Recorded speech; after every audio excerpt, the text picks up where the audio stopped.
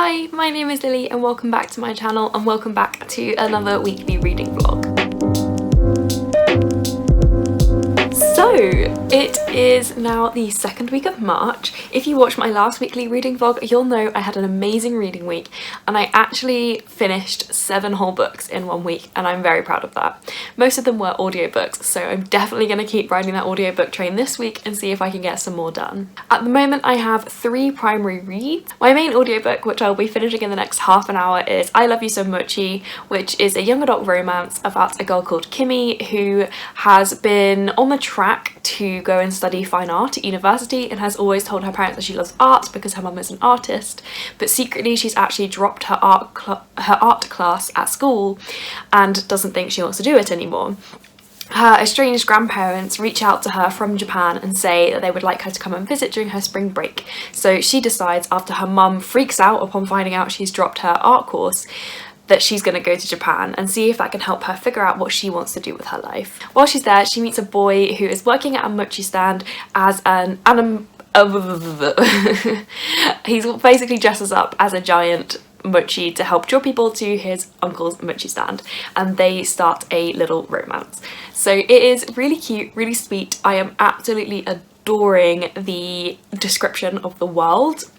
Not the world, of Japan. Of Japan, sorry, I'm used to describing fantasies. But yes, I'm really loving the description of Japan and the beautiful imagery. Like, it just makes me want to go there. And I'm also loving hearing how what she's seeing and experiencing is influencing her own fashion designs, because she actually has been, as a hobby, designing clothes and making some as well. And I really loved how all the different relationships with her grandmother, her grandfather and the love interest all develop.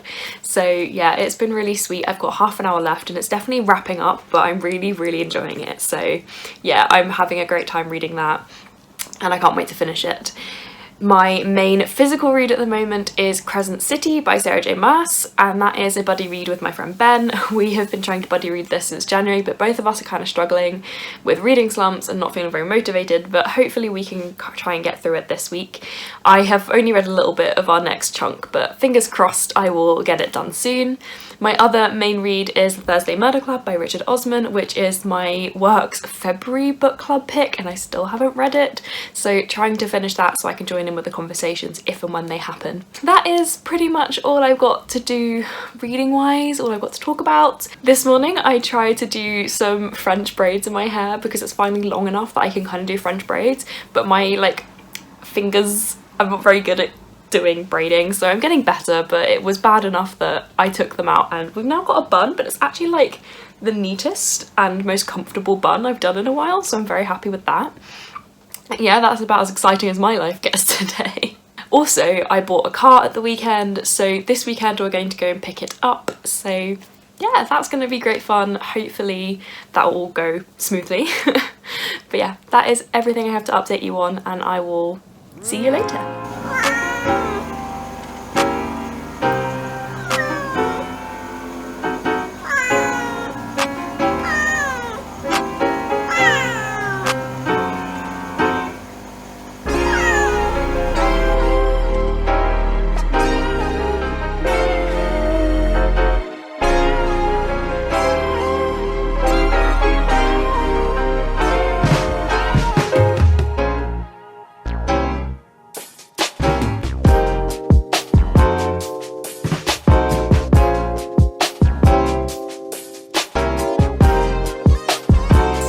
It is time for a reading vlog update, because I have been terrible at updating this vlog. It's Thursday and yeah, I haven't read much, which is why I haven't been updating very much. My week has been very busy. We've had people off sick at work, which means that I've had to pick up a lot of extra work and I haven't been able to listen to as many audiobooks as I could last week. So yeah, we've slowed down a bit. But I said the other day that I was getting close to finishing I Love You So Mochi, and I did. So I thought I'd give you my quick thoughts. Basically, it came out through Corpile as a 4-star, but it was definitely like a just scraped the 4-star. So yeah, in my head it's probably more of a 3-star, but I will honour the Corpile rating. I thought it was cute, I thought it was great, but it was just okay. I don't understand why people love it so much, to be quite honest with you. Like, it was very cute and sweet, but it was not very interesting to me. It was a little bit boring. I liked the characters, but like I thought the male love interest was very, very two-dimensional. Like there just wasn't much going on. He was a bit boring for me. I did love the description, and I loved the world that she managed to create in your head of like, she could just transport you to Japan instantly, and that was pretty incredible. And the way she described things was great. And I loved the fashion design aspects of it. But other than that, I found it a bit weak. So yeah, I'm a little bit disappointed, but I did get to read it through Scribd, which means I wasn't paying for like the whole price of the book, so that makes me happy. Oh, I did try to read Don't Date Rosa Santos, is that what it's called? I think that's what it's called. I decided to DNF that one because it really wasn't interesting me. I got a couple of hours in and it just wasn't grabbing my attention, so that one's been DNF. I'm trying to catch up on my Crescent City buddy read. So I've been switching between the audiobook and reading the physical for that one. I'm nearly at my next milestone, so I might be picking up another audiobook on Scribd, but I don't think I have one immediately to hand. I think the one that I'm going to be reading next via Scribd is A Song Below Water by Bethany C. Morrow, because I was approved for the companion novel on NetGalley, and as much as I apparently can read the companion novel without having read A Song Below Water, I've got plenty of time before the companion novel comes out and I need to review it, so I can definitely read A Song Below Water first. And why not? Because I have the time, and when I applied for it on NetGalley, I 100% was thinking I will read the first book first. Maggie's found a ball. So if you can hear that in the background, that's what that is. That's probably going to be my next audiobook on Scribd. Also, I have now become the person organising the meeting for Work's book club, and I still haven't read the book, so this weekend I really need to try and binge read The Thursday Murder Club by Richard Osman, because otherwise it's gonna be a bit awkward leading a book club about a book I've not read. We're picking up the car on Saturday, and then it's Mother's Day on Sunday, so I might be able to meet my mum for a walk. So I don't know how much reading I'm actually gonna get done in this vlog, but we'll see. Hi, it's Sunday and I haven't updated because I haven't been reading. So this is probably gonna be a bit of a patchy reading vlog because I haven't read very much this week.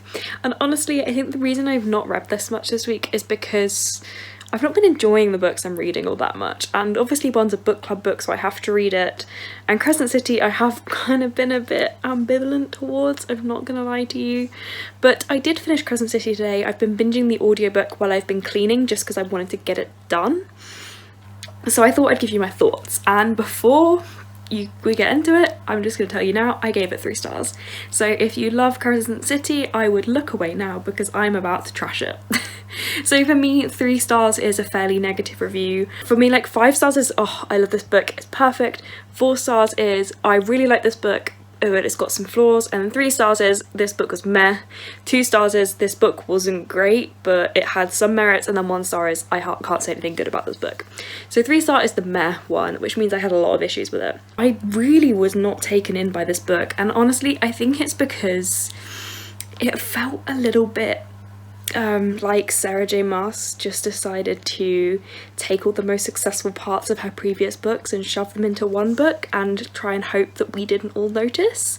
And somehow she seems to have fooled a lot of people, but this book is like, you know, like Bryce is such a carbon copy of Feyre and Aelin, and Hunt is such a carbon copy of like Rhys and Tamlin and whatever the Fey guy from God, what's it called? ACOTAR is called.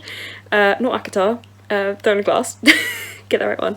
But yeah, he was just so like alpha male, and like he's 100% Rhys. Like he just is Rhys pretty much. And yeah, Bryce was pretty much just Aelin and Feyre, and it just kind of proved to me that Sarah J Maas can only really seem to write one kind of dynamic. One kind of female character, one kind of male character, and I got really tired of it, and it was incredibly predictable. Obviously I didn't predict a lot of the plot twists, but I think I didn't predict them because they're a little bit ridiculous, and I'm not going to talk about them here, but when you find out where the horn is, really? It just seems a little bit like bullshit to me.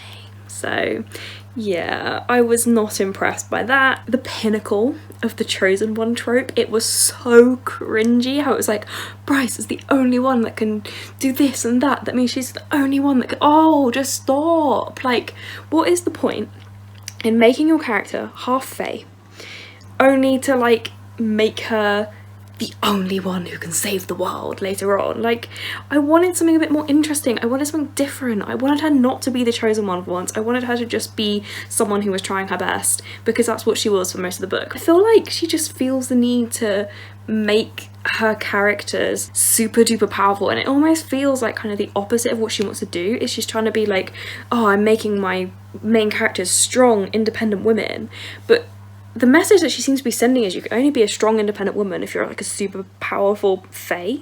And I just kind of wish that she'd let Bryce just be a half fae, let her be weak, you know? And I think that's what really frustrated me. Yeah, I just was not impressed with this book very much. Like, it was okay, thought the world building was decent, it was an interesting world.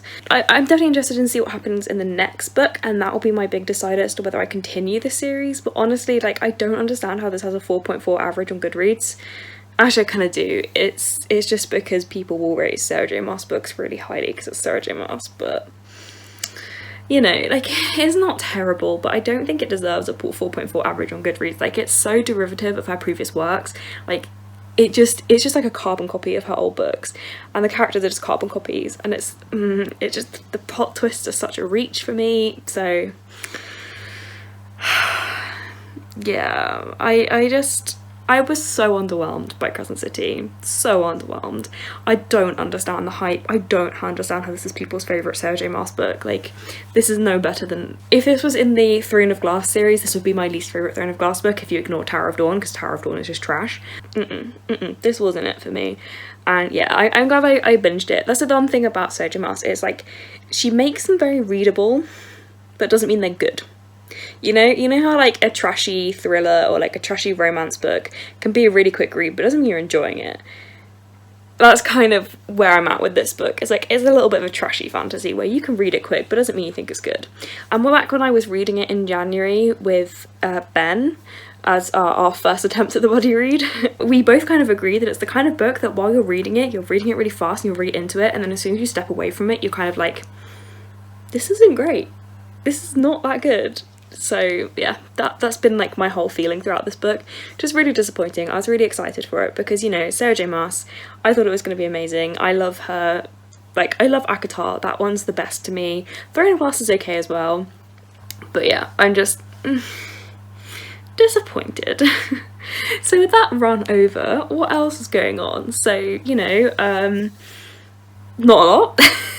I don't know if I've got any other updates for you this week.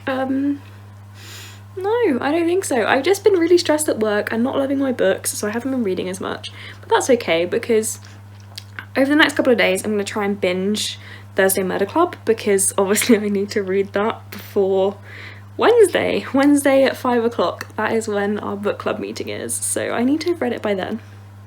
And I think I've only read about 100 pages, so we gotta get there quick. So once I've read that, I'm probably going to pick up something I've been really hyped for. So maybe, I don't know, A Winter's Promise, Once and Future Witches, The House in the Cerulean Sea, maybe The Lovely War, because we did a vote for the next book club book, and at the moment we're on a tie, 3 votes each for Lovely War, which was my nomination, and someone else nominated the 100-year-old man who, I don't know, you probably know what I'm talking about, the 100-year-old man with the really long book title book. So I'm fingers crossed that The Lovely War is going to win the tie, or if not, we pick that to read this month at least. So yeah, who knows, but I'm definitely going to pick up something that I'm really hyped for next, so that I have a nice like breather between 2 kind of books for me. Anyway, I think that's the end of the vlog, because, you know, it is Sunday and it is like 10:30, so I'm going to go into bed in a minute. So I'll give this a little wrap up. Thank you so much for watching. If you like this video, please give it a like and consider subscribing to see more content from me. All of my social media links are down in the description below. If you would like to leave me a comment to let me know you are here, please leave me a moon emoji, whichever one you like, down in the comments. Thank you so much for watching. Bye!